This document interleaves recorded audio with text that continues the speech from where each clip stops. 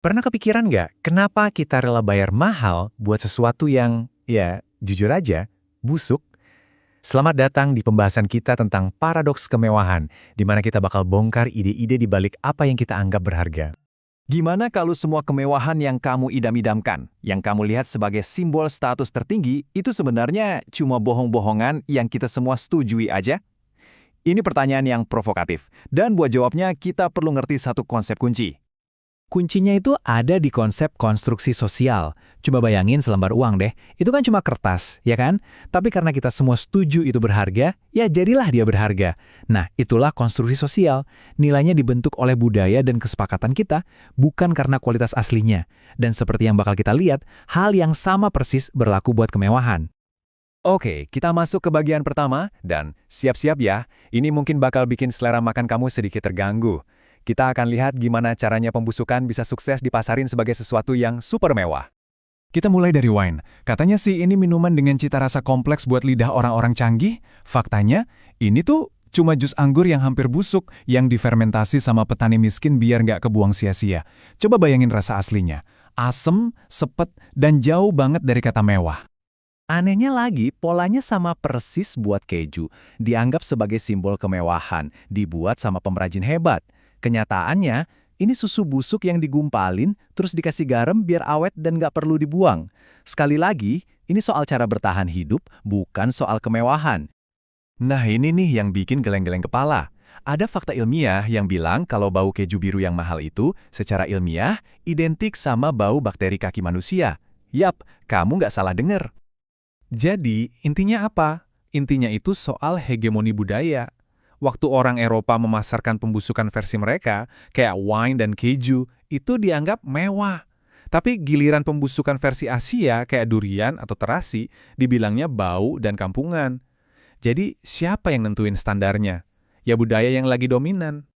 Oke, dari makanan busuk, sekarang kita pindah ke bagian kedua. Kita akan pertanyakan alasan sebenarnya di balik kebiasaan minum-minum dalam sejarah. Kamu pasti sering dengarkan mitos ini, orang Eropa zaman dulu minum alkohol karena airnya kotor. Tapi, beneran gitu doang alasannya? Apa itu alasan yang sebenarnya? Nah, coba lihat perbandingan yang telak ini. Di Tiongkok, di zaman yang sama, mereka juga punya masalah air kotor. Tapi solusi mereka, ya logis aja, airnya direbus, dan lahirlah budaya minum teh. Sementara di Eropa, solusinya adalah fermentasi alkohol.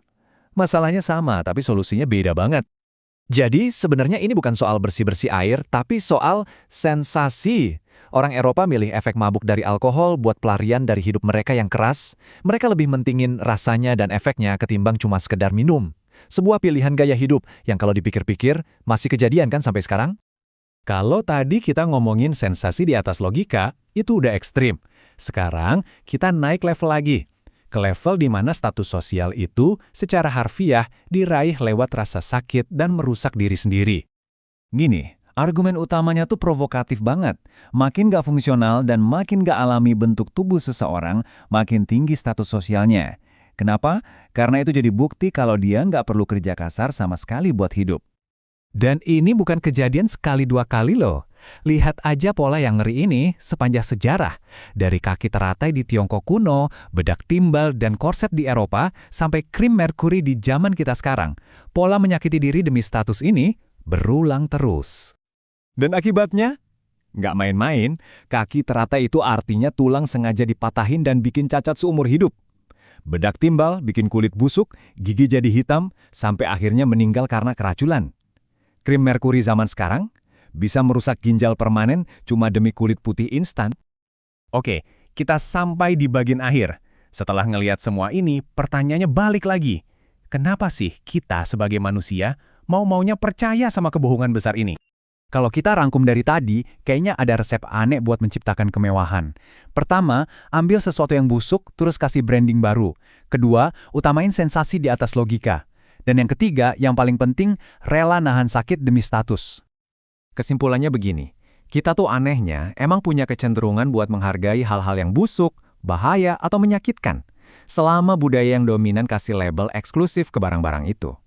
Ujung-ujungnya, kita rela bohongin diri sendiri demi pengakuan sosial. Dan ini ngebawa kita ke pertanyaan terakhir, khusus buat kamu renungkan. Kemewahan apa dalam hidup kamu sekarang yang kamu bayar pakai sesuatu yang lebih dari sekadar uang? Mungkin kesehatan kamu, kenyamanan kamu, atau bahkan akal sehat kamu sendiri? Coba deh direnungin.